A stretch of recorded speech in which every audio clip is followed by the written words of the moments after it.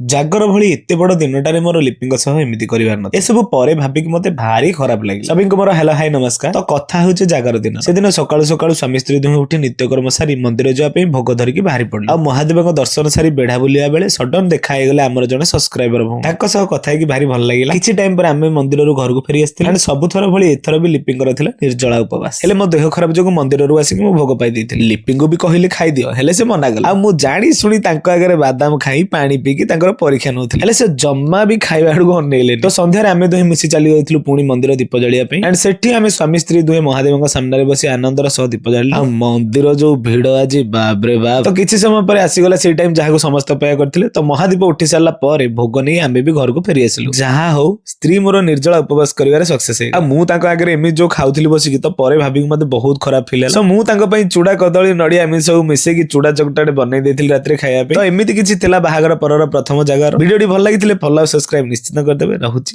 Jay Jagannath.